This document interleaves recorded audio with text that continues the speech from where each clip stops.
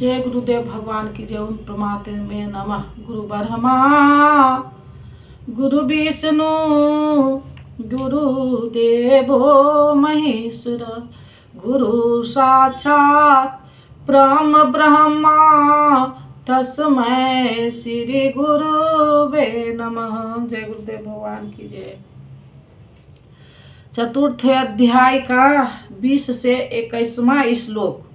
अर्जुन, जिस पुरुष द्वारा संपूर्णता से आरंभ की हुई क्रिया, जिसे पिछले श्लोक में कहा कि अकर्मण देखने की क्षमता आ जाने पर कर्म में प्रवृत्त रहने वाला पुरुष संपूर्ण कर्मों का करने वाला है, जिसके करने में लेश मात्र भी त्रुटि नहीं है।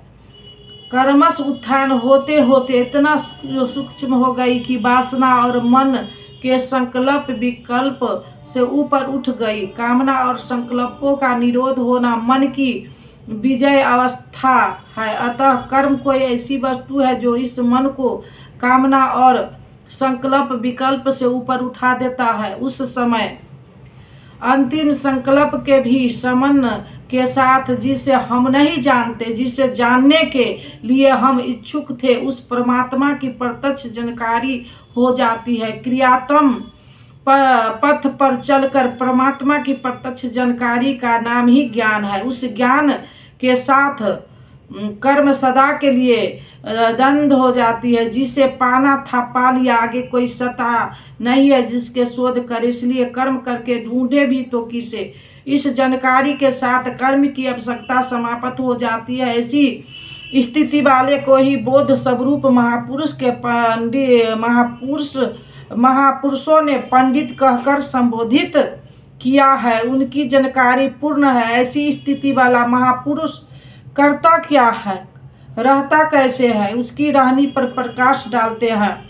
अर्जुन, वह पुरुष संसारिक आश्रय से रहित होकर नित्य वस्तु परमात्मा में ही तृप्त रहकर कर्मों के फल पर परमात्मा की आसक्ति को भी त्याग कर, क्योंकि परमात्मा भी अब भिन्न नहीं है, कर्म में अच्छी प्रकार बरतता हुआ भी कुछ नहीं करता। जिसे अंतकरण और शरीर को जीत लिया, भोगों को संपूर्ण समग्रही जितने त्याग दी है, ऐसे आशा रहित पुरुष का शरीर केवल कर्म करता दिखाई भर पड़ता है, पर शुद्ध वह करता धरता कुछ नहीं। इसलिए पाप को प्राप्त नहीं होता, वह पूर्ण तब को प्राप्त होता है। इसलिए आवागमन को प्राप्त नहीं होता।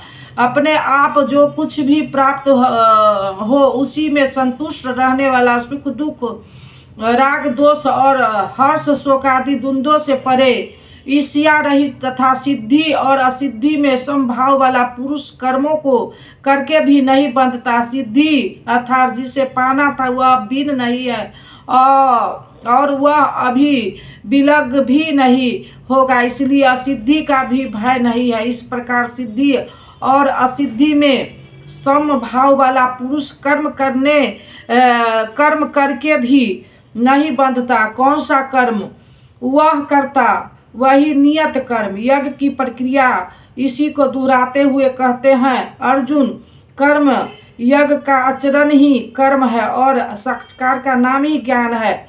इस ज्ञान का आचरण करके साक्षात्कार के साथ ज्ञान में स्थिर संगदोष आसक्ति से रहित मुक्त पुरुष संपूर्ण कर्मों भली प्रकार विलीन हो जाते हैं। वे कर्म कोई परिणाम उत्पन्न नहीं कर पाते, क्योंकि कर्मों का फल परमात्मा उसमें भिन्न नहीं रह गया। अब फल में कौन सा फल लगेगा, इसलिए उन मुक्त पुरुषों को अपने लिए कर्म की आवश्यकता समाप्त हो जाती है। फिर भी लोक संग्रह के लिए वे कर्म करते ही हैं और करते ही हुए भी वे कर्मों में लिप्त नहीं होते। जब करते हैं तो लिप्त क्यों नहीं होते, इस पर कहते हैं, ऐसे मुक्त पुरुष का समर्पण ब्रह्मा है।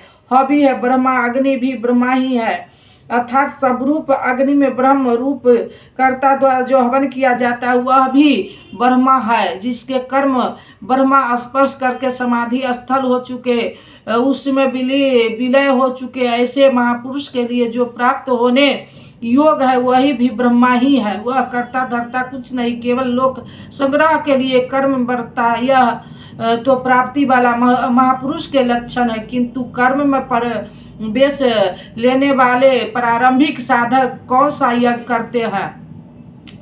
पिछले अध्याय में श्री कृष्ण ने कहा, अर्जुन कर्म कर। कौन सा कर्म? उन्होंने बताया, नियत गुरु कर्म, निर्धारित किए हुए कर्म को कर। निर्धारित कर्म कौन सा है? तो अर्जुन, यज्ञ की प्रक्रिया ही कर्म है। इस यज्ञ के अतिरिक्त अंतरय जो कुछ किया जाता है वह इसी लोक का बंधन है, न कि कर्म। कर्म तो संसार बंधन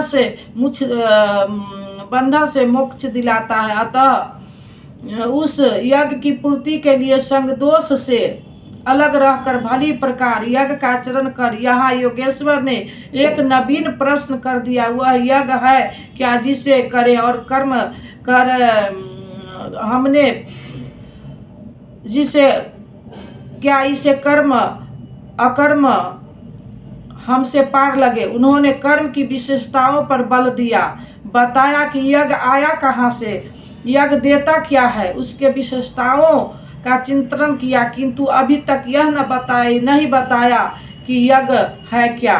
अब यहाँ उसी यज्ञ को स्पष्ट करते हैं।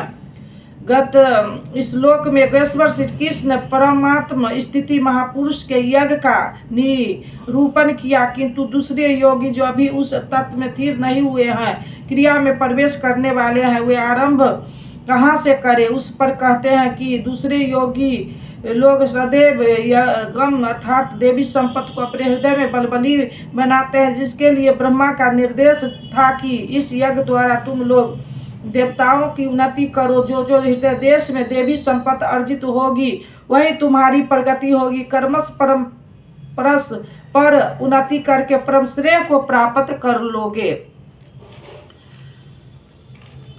करो देवी संपत्ति को हृदय देश में बलबली बनाना प्रवेशिका श्रेणी के योगियों का यज्ञ है। वह देवी संपत्ति अध्याय 16 के आरंभिक 3 श्लोकों में वर्णित है। जो है तो सब में केवल महत्वपूर्ण कर्तव्य समझकर उसकी जागृत करे, उसमें लगे। इन्हीं को इंगित करते हुए योगेश्वर ने कहा, अर्जुन तू शोक मत कर, क्योंकि तू देवी संपत्ति को प्राप्त हुआ है। तू मुझ में निवास करेगा, मेरे ही शाश्वत स्वरूप प्राप्त करेगा, क्योंकि यह देवी संपत्ति परम कल्याण के लिए ही है और इसके विपरीत आसुरी संपत्ति नीच और अधम योनियों का कारण है। इसी आसुरी संपत्ति का हवन होने लगता है, इसलिए यह यज्ञ है और यही से यज्ञ का आरंभ है। दूसरे योगी परम परमात्मा अग्नि में यज्ञ के द्वारा ही यज्ञ का अनुष्ठान करते हैं। श्री कृष्ण ने आगे बताया कि इस शरीर में यज्ञ मैं हूँ, यज्ञों का आदि काष्ठा अर्थात यज्ञ जिसमें विलय होते वह पुरुष मैं हूँ।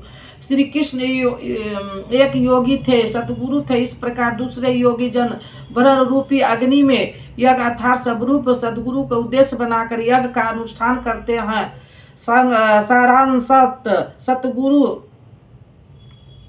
सारांशतः सतगुरु के स्वरूप का ध्यान करते हैं।